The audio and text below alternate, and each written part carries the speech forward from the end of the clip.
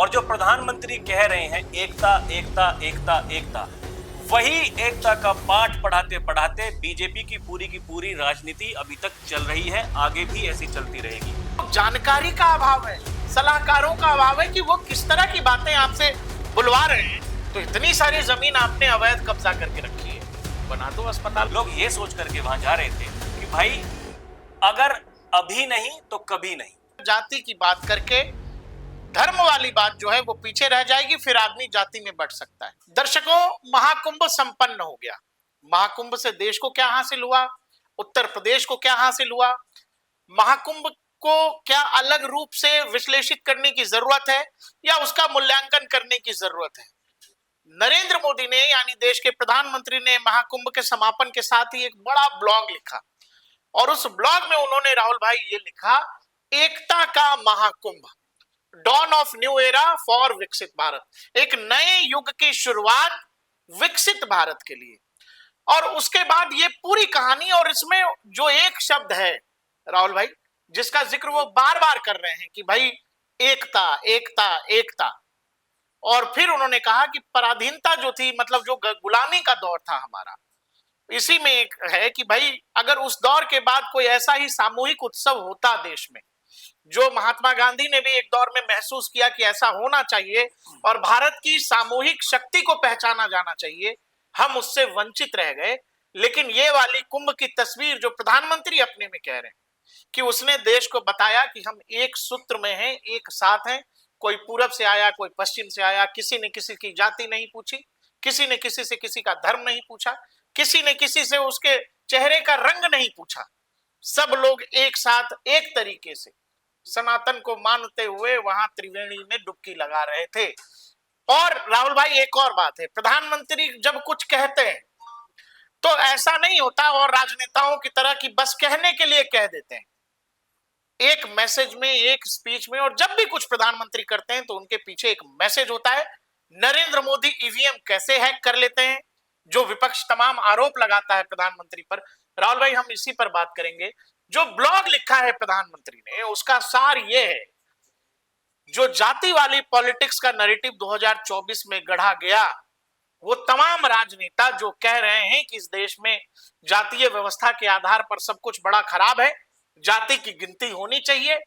66 करोड़ लोगों ने डुबकी लगाई है कुंभ में। क्या राहुल गांधी, क्या अखिलेश यादव या तमाम विपक्षी नेता जो इस बात के पैरोकार हैं कि जाति की गणना होनी चाहिए, एक तरह से खुला चैलेंज है प्रधानमंत्री की तरफ से कि इन महाकुंभ में आए चेहरों को एक बार गिन।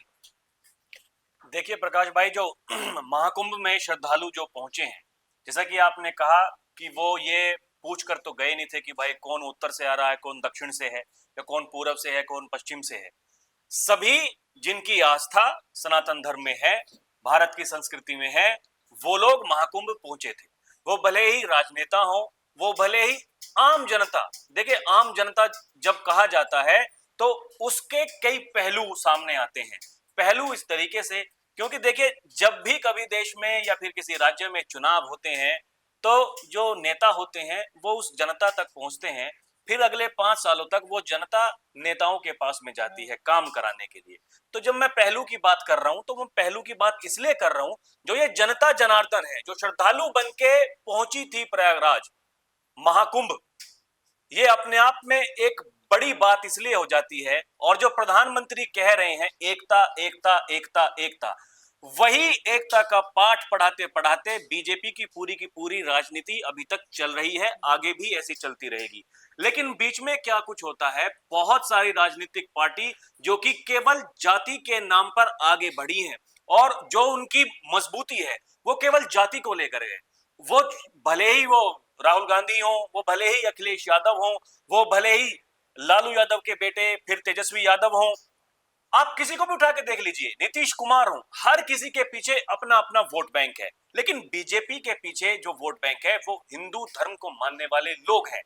बीजेपी को जब भी नुकसान हुआ है वो तब नुकसान हुआ है जब वोटर देश का या फिर राज्य में चुनाव है तो राज्य का जो वोटर है वो जातियों में बट गया है। लोकसभा चुनाव के जो परिणाम है वो यही हमें दर्शाते हैं। लेकिन अगर लोग ये ना पूछ करके भाई कौन किस जाति का है, कौन उत्तर से है, कौन दक्षिण से है, कौन पूरब से है, कौन पश्चिम से है, सब कुछ भूल करके एक साथ देखिए ना आप, यहाँ पर जाकर के ये कितने श्रद्धालु हैं, यहाँ एक साथ सब डुबकी लगा रहे हैं। तो इसका मतलब है कि ये दर्शाता है कि आने वाले दिनों में भारत, राहुल भाई शुरू यहां से किया कि एकता का एक बहुत बड़ा महायज्ञ संपन्न हुआ, जी पराधीनता की मानसिकता की बेड़ियों से मुक्त होती है तो वह नई ऊर्जा की ताजी हवा से सांस लेती है। इसकी परिणति 13 जनवरी से चल रहे एकता के महाकुंभ में देखने को मिली। हमने राष्ट्र की जागृत चेतना को देखी। यह एकता का महाकुंभ था जहां 140 करोड़ भारतीयों की भावनाएं इस पवित्र अवसर पर एक ही स्थान पर एक ही समय पर एकत्रित हो गई। इन शब्दों का मायना बस इतना है कि भारत एक है, भारत एक था, भारत एक ही रहेगा। और उस भारतीयता का जो भाव है वो लोगों को महाकुंभ तक खींच कर ले आया, प्रयागराज तक खींच कर लेकर के चला आया। ऐसा हुआ तब जब देश में एक बड़ा पॉलिटिकल क्लास कुंभ को बदनाम करने की कोशिशों में लगा हुआ था। किसी तरह से ये था कि चूंकि झूठ के पांव तो होते नहीं और झूठ फैलता भी बहुत तेजी से, लेकिन लोगों ने यकीन ही नहीं किया राहुल भाई।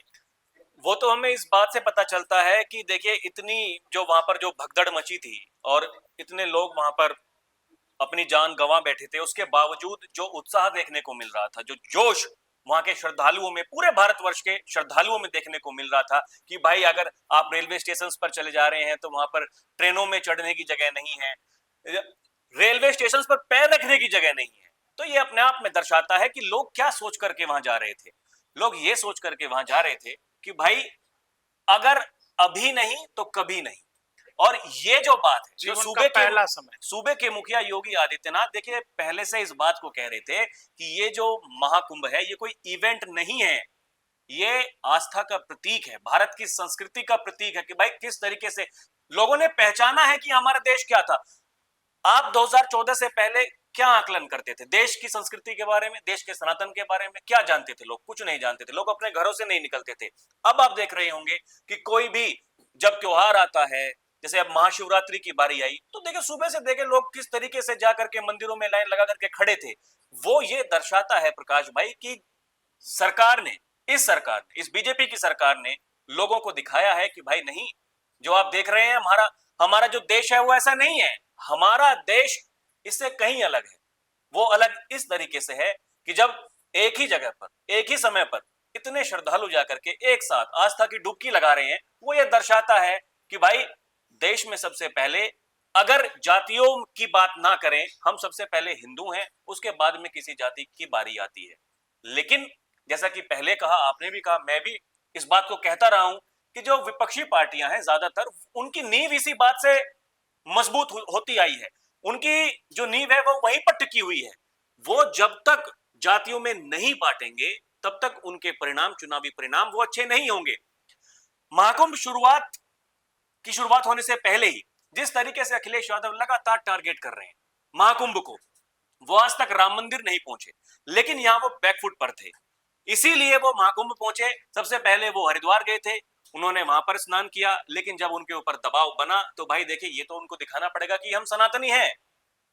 लेकिन जब वो पहुंचने के बाद में जो उन्होंने रायता फैलाया और वो इस तरीके से फैलाया, और वो देखिए होना ही था, ये कुदरत को शायद यही मंजूर था कि जो घटना वहां पर घटी। और जब शाम को योगी आदित्यनाथ आए और वो जब प्रेस को संबोधित कर रहे थे और उनके जबान से जब कोई आवाज नहीं निकल रही थी, तो ये अपने आप में दर्शा देता है कि योगी आदित्यनाथ ने इस महाकुंभ के लिए क्या किया। आप याद करो, जब महाकुंभ की तिथि जैसे जैसे नजदीक आ रही थी तो ये तमाम पॉलिटिकल वर्ग के नेता क्या कह रहे थे? जब वहां भीड़ जुटनी शुरू हो गई तो बताया गया कि अरे ट्रेनें खाली हैं, कोई कुछ नहीं है, गोरखपुर वाली ट्रेन भी खाली है। बाद में वही नेता ये बोल रहे हैं कि कुंभ की तारीख बढ़ा दो, कुछ लोग रह गए। जिस जगह पर 66 करोड़ लोगों ने डुबकी लगा दी और जो नेता पहले से दिन से महाकुंभ को डिफेम कर रहे थे, वो नेताजी कह रहे हैं कि कुंभ की तारीख बढ़ाए। भाई साहब क्या है, घर की बेटी की शादी है कि इस सीजन में नहीं होगी तो अगले सीजन में हो जाएगी। तो जानकारी का अभाव है, सलाहकारों का अभाव है कि वो किस तरह की बातें आपसे बुलवा रहे हैं कि पर्सनल फंक्शन है कि चलिए इसको 3 दिन का नहीं, इसको 4 दिन के लिए और एक्सटेंड कर देते हैं। 144 साल बाद ये तिथि आई थी, आप लगातार लोगों का मजाक उड़ा रहे थे। तो क्या हुआ कि राहुल भाई, वही मैं कह रहा हूं कि अचानक आपका हाव भाव बदल गया, आप लगातार डिफेम करने की कोशिश करते रहे। लेकिन यही बात आ जाती है कि नेताओं की बात पर इस देश की जनता कितना यकीन करती है। आप बोलते रहे, आप रोज बताते रहे, आपने बताया कि भाई सड़कें जाम है, पूरा उत्तर प्रदेश सड़कों पर है, मतलब गाड़ियां एकदम चल नहीं रही। आप बिल्कुल मत जाइए, लौट जाइए, खत्म हो जाइए, बॉर्डर पर पुलिस रोक रही है, पुलिस वापस कर रही है, खाने पीने का इंतजाम नहीं है, पानी का इंतजाम नहीं है, छोटे छोटे पता नहीं क्या क्या नैरेटिव। लेकिन करोड़ों की भीड़ बावजूद इसके पहुंची, तमाम मुश्किलों का सामना करते हुए पहुंची, तो इन नेताओं की बात नहीं सुनी ना भीड़ ने, आपको नकार दिया। तो आपको यह समझना पड़ेगा कि जब आप यूं ही आकर के सीधे कुछ भी बोल जाते हैं, तो आपकी बात कौन लोग सुन रहे हैं, आपकी बात का लोग रिस्पॉन्ड कितना कर रहे हैं। और आमतौर पर राहुल भाई कहीं भीड़ आ गई, घटना हो गई, तो उस जगह पर लोगों का जाना रुक जाता है, लोग जाते नहीं है। बावजूद इसके अगर कुंभ में उस घटना के बाद भी करोड़ों लोग पहुंच गए, और उसी दिन 8 से 10 करोड़ श्रद्धालु पहुंचे थे, सेम डे। उसी दिन। हाँ। तो ये अपने आप में बड़ी बात है। पहले भी मैं इस बात को कह चुका हूं कि देखिए, वो 30 भी जो आंकड़ा दिया सरकार ने, वो नहीं होना चाहिए था, बिल्कुल नहीं होना चाहिए था। लेकिन अगर वहां पर प्रशासन बेहतर ढंग से काम नहीं करता, तो वो 30 के जो आंकड़े हैं वो 300 हो सकते थे, वो 3000 हो सकते थे। यही तो बात आपने कई बार कही है कि भाई नीति और नियत का फर्क होता है। आपकी नीति पर सवाल उठ सकते हैं कि भाई आपने किसी चीज को कैसे वहां पर तैनात किया है या लगाया है, व्यवस्था कैसी है। लेकिन नियत जो है ना, नियत, अच्छी नियत के साथ आपने कोई काम किया है और वहां कुछ गड़बड़ हो गई, तो जनता उस चीज को समझती है, जो हमने कुंभ में देखा। जो जनता जनार्दन का विवेक है वो इस बात से पता चलता है। देखिए, इसी महाकुंभ के दौरान हमने देखा दिल्ली का विधानसभा चुनाव था। इसके अलावा जो सबसे महत्वपूर्ण था, वो जो अयोध्या की मिल्कीपुर विधानसभा सीट, जो वहां चुनाव हुए और वहां पर 62,000 वोटों से बीजेपी ने जीत दर्ज की। उससे कुछ ही दिन पहले वो घटना घटित हुई थी महाकुंभ में। उसके बावजूद अगर 62,000 वोटों से लोग बीजेपी को मिल्कीपुर की विधानसभा जिता दे रहे हैं, इसका मतलब है कि नेता की नीयत पर उनको भरोसा है। और आप बार बार कह रहे हो कि अरे कुंभ में जाने से क्या गरीबी हट जाएगी, पता नहीं क्या क्या लोगों ने कहा। राहुल गांधी, प्रियंका गांधी नहीं गए कुंभ में, और भी बहुत सारे नेताओं की फहरिस्त है जो नहीं गए कुंभ में। डीके शिव कुमार कर्नाटक की राजनीति करते हैं, चले गए। वह उन्हीं के नेता मल्लिकार्जुन खड़गे पार्टी अध्यक्ष कह रहे हैं कि अरे कुंभ में नहाने से गरीबी हट जाएगी क्या। तो एक तरह से सीधा जवाब भी तो है अपने अध्यक्ष को। और डीके शिव कुमार ने यह भी कहा कि भाई मैं हिंदू हूं और मरते दम तक हिंदू ही रहूंगा। डीके शिव कुमार अपने ही पार्टी के अध्यक्ष की बात नहीं सुन रहे। और राहुल भाई, जो जातियों वाली बात थी, देखो पूरी पॉलिटिक्स जब आप 2024 के दर्शक को याद करोगे, तो जाति जाति जाति जाति की गणना, गिनती, ये सब इसीलिए था कि उनको ये लगता है कि ये बात कर कर, जाति की बात करके धर्म वाली बात जो है वो पीछे रह जाएगी, फिर आदमी जाति में बढ़ सकता है। जाति केवल हिंदुओं में ही नहीं है, केवल सनातन में नहीं है, जातियां दूसरी तरफ भी है। लेकिन कहानी केवल टारगेट पर इस देश के हिंदू थे। वही बात प्रधानमंत्री कह रहे राहुल भाई, जिस तरह एकता के महाकुंभ में हर श्रद्धालु, चाहे वो गरीब हो या संपन्न हो, बाल हो या वृद्ध हो, देश से आया हो या विदेश से आया हो, गांव का हो या शहर का हो, पूरब से हो या पश्चिम से हो, उत्तर से हो या दक्षिण से हो, किसी भी जाति का हो, किसी भी विचारधारा को, सब एक महायज्ञ के लिए एकता के महाकुंभ में एक हो गए। बस यही पूरी कहानी है, पूरा थीम यही है। महाकुंभ की में आए हुए श्रद्धालुओं का हुजूम, वहां जो करोड़ों लोग आए, राहुल भाई पहले कहा गया कि कोई नहीं आ रहा है, कोई नहीं आएगा, कोई व्यवस्था नहीं है, बेकार। जब लोग आने लगे, अच्छा आप झूठ भी कब बोलोगे, एक दिन बोलोगे, 2 दिन बोलोगे, 45 के 45 दिन, आखिरी दिन भी 1.5 करोड़ लोग आ गए। तो वहां लोग आ रहे हैं और आप झूठ बोले जा रहे हो, बोले जा रहे हो। जब आपको ये लगा, आपने 15-20 दिन जब केवल झूठ का प्रचार किया और केवल वहां जो कुछ हुआ उस घटना का प्रचार किया, फिर भी आपको लगा कि यार हमारी बात तो कोई सुन ही नहीं रहा है, तब आप कहने लगे कि महाकुंभ की डेट बढ़ा दो, बहुत लोग रह गए। ये पूरी कहानी राहुल भाई। पूरी कहानी देखिए, वो तो बौखलाहट पहले दिन से ही शुरू हो गई थी। उन्हें पता था कि क्या होने वाला है, उन्हें पता था कि जिस तरीके से जो आयोजन हो रहा है महाकुंभ का, और इसे करा कौन रहा है। देखिए, योगी आदित्यनाथ के आगे पीछे कोई है नहीं। ठीक है, प्रधानमंत्री मोदी के लिए आप बोलते हैं कि भाई वो महंगे कपड़े पहनते हैं, महंगे चश्मे पहनते हैं, लेकिन योगी आदित्यनाथ तो क्या है भाई, वो तो उनकी जो वेशभूषा है वो सभी को पता ही है। उनके आगे पीछे कोई है नहीं, ना उन्हें किसी को स्थापित करना है राजनीति में, ना कुछ करना है। वो इस प्रदेश की भलाई के लिए काम कर रहे हैं, सनातन के लिए काम कर रहे हैं। वो सीधा उन्होंने विधानसभा में बोला इस बात को कि देखिए, अगर आप कहते हैं कि सनातन के लिए काम है, अगर मुझ पर ये आरोप आप लगाते हैं तो मैं बार बार डंके की चोट पर ये बात कहता हूं, मैं जिंदगी भर सनातन की लड़ाई लड़ता रहूंगा। इस बात से एकदम साफ हो जाता है। भाई क्या कुछ नहीं कहा, विधानसभा में आकर के योगी आदित्यनाथ ने कहा कि इस महाकुंभ में जो कोई कुछ खोज रहा था उसे वही मिला। इस बात से तो अपने आप में ये साफ हो जाता है। पूरी कहानी उन्होंने बता दी। कुछ लोग ये भी पूछ रहे हैं ये गिद्ध किसको कह दिया, पूछा है लोगों ने गिद्ध किसको कहा, क्यों कहा? समझने वाले समझ गए, समझने वाले समझ गए, जो ना समझे वो अनाड़ी है। इसके अलावा राहुल भाई लगातार लोगों ने कहा कि महाकुंभ से क्या होगा, क्यों कर रहे हो, नहीं होना चाहिए, गरीबी वरीबी तो हमने बात कर ली। जो लगातार देश के प्रधानमंत्री हो या पुराने समय में भी जो हमारे सनातनी ग्रंथों में लिखा है कि जब भी कोई देश में बड़ा उत्सव होता है, बड़ी बात होती है, हिंदू सनातन पर्व होते हैं, तो वो पूरा आर्थिक पहिया घुमाता है। इस देश में आपको पता होगा जब राम मंदिर का डिबेट चल रहा था, राम मंदिर पर लगातार अदालतों में सुनवाई हो रही थी, तो एक वर्ग ऐसा था कि कहता था कि नहीं नहीं, मंदिर की जगह अस्पताल बना दो, स्कूल बनाओ, जाने क्या क्या। आज लोग कह रहे हैं कि वक्त ने बहुत सारी जमीन ऐसी कब्जा रखी है, सब पे स्कूल बना दो अस्पताल। कह रहे हैं लोग कि भाई आप लोग देश के लिए इतने चिंतित हैं तो इतनी सारी जमीन आपने अवैध कब्जा करके रखी है, बना दो अस्पताल, बनेंगे उस पे, बन जाने चाहिए जो बनने। आपने देखा उस बात के ऊपर किसी विपक्षी नेता का कोई बयान आया? वक्फ के ऊपर जब भी इस तरीके की बातें आती हैं, जब ये कहा जाता है कि भाई इतनी जमीन है, उनको आप अस्पताल में, कॉलेजेस में, स्कूल्स में वहां पर बनवा दीजिए। रेलवे और सेना के बाद तीसरी ऐसी संस्था जिसके पास सबसे ज्यादा जमीन। लेकिन ये विपक्षी नेता क्या बोलते हैं, ये हमेशा फिर उसी बात को कहेंगे कि किसी एक विशेष धर्म को टारगेट किया जा रहा है। दर्शकों क्या है जरिए कि फिर से सनातन से क्या होता है, मंदिर से क्या होता है, पूजा पाठ से क्या होता है। 66 करोड़ से ज्यादा लोग महाकुंभ पहुंचे। हुआ क्या है, राम मंदिर बनने के बाद से कोई भी सनातनी जब उत्तर प्रदेश पहुंचता है तो वो ये चाहता है कि काशी विश्वनाथ होते हुए, मथुरा होते हुए एक बार अयोध्या भी चले जाए। ये पूरी कहानी है। अब इसमें एक पूरा साइकिल बन गया है।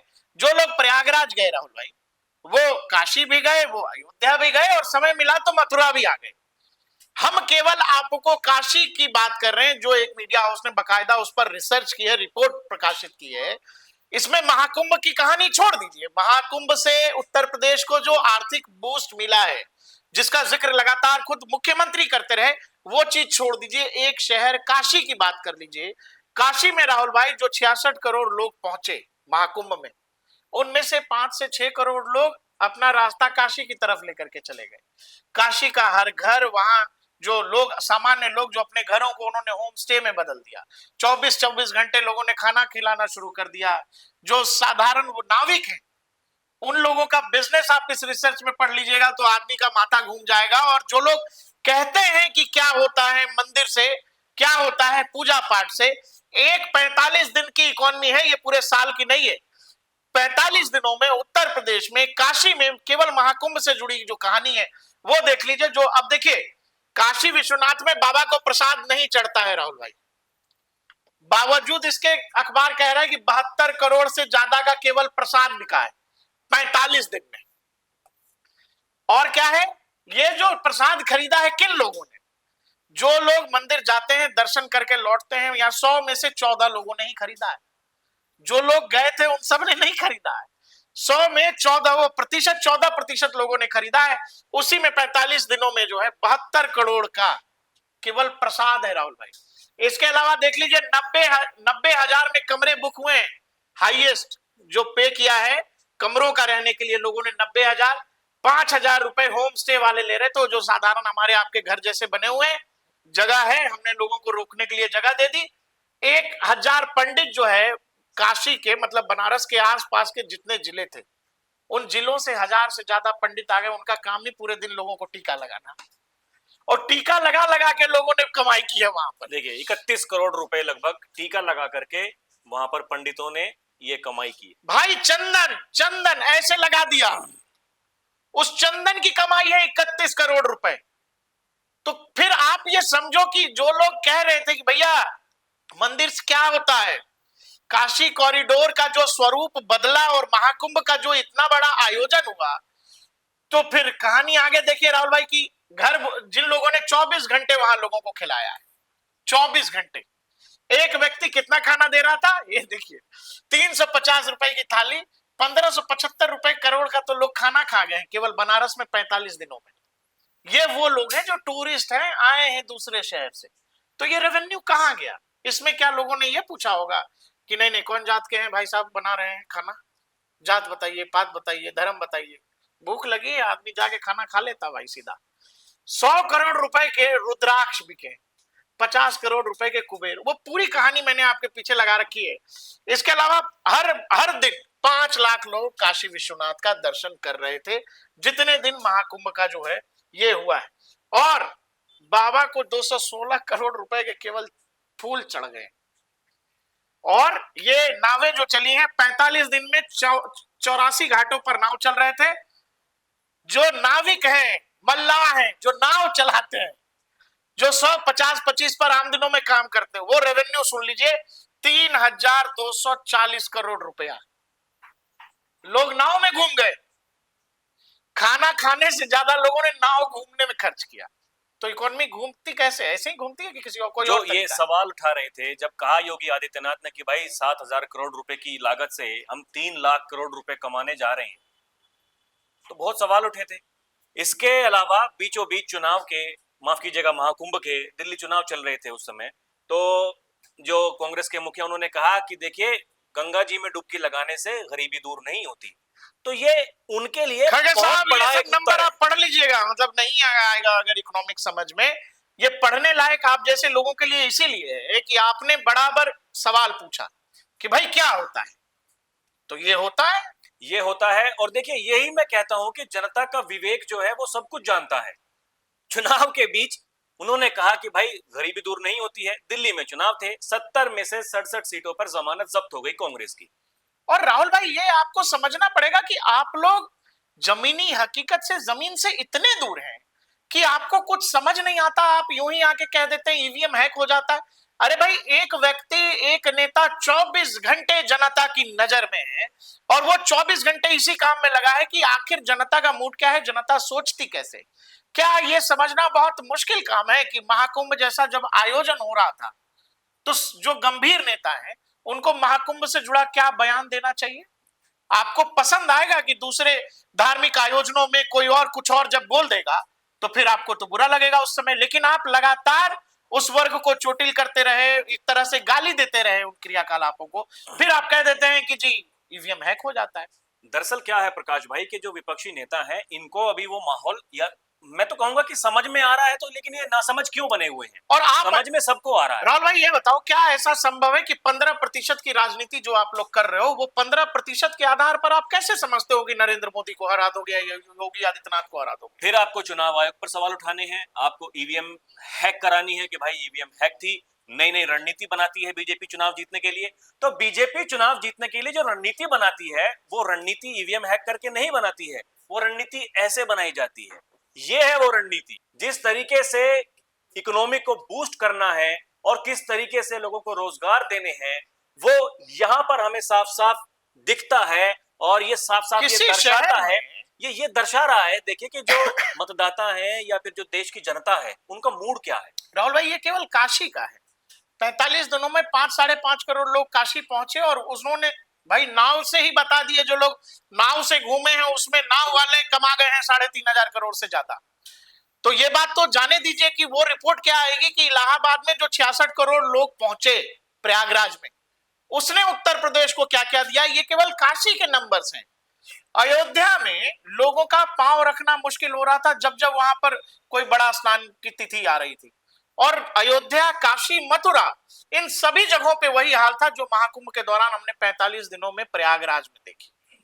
इस बात का उत्तर मैं ऐसे दूंगा प्रकाश भाई। देखिए जब हम फील्ड पर होते हैं, लोगों से बात करते हैं, तो अमूमन हम लोगों का मन टटोलने की कोशिश करते हैं कि भाई क्या मुद्दे हैं, क्या है, आप क्या सोच समझ करके वोट देंगे। तो लोग जब ये कहते हैं कि भाई हम बीजेपी को वोट देंगे और वो इसलिए क्योंकि उन्होंने राम मंदिर बनाया, तो ये अपने आप में साफ हो जाता है कि भाई उनकी मानसिकता क्या है, लोग सोच क्या रहे हैं, उनका मूड क्या है। जब वो वोट डालने के लिए जा रहे हैं तो उनके जहन में कौन से मुद्दे हैं। वो कहते हैं कि भाई कमाने के बहुत सारे साधन हैं, हमें उस चीज से दिक्कत नहीं है, हमें दिक्कत इस चीज से है कि जो पहले नहीं हुआ वो अब हो रहा है। आप समझिए, जो पहले नहीं हुआ पिछले 70 सालों में, वो इन पिछले 5 सालों में हो रहा है, या फिर हम कहें तो पिछले 10 सालों में हो रहा है, जो 65 सालों में नहीं हुआ। तो ये अपने आप में दर्शाता है कि भाई लोग क्या सोच रहे हैं जब वो वोट डालने के लिए घरों से निकलते हैं। इसलिए ईवीएम हैक होती है। आप कितने भी आप प्रयास लगा लें कि भाई लोगों को आप इस तरीके से समझाएंगे, आप कह देंगे कि आरक्षण खत्म हो जाएगा, संविधान खत्म हो जाएगा। आरक्षण संविधान का चल गया नैरेटिव 2024 के लोकसभा चुनाव में, वहां भी इतना नहीं चला।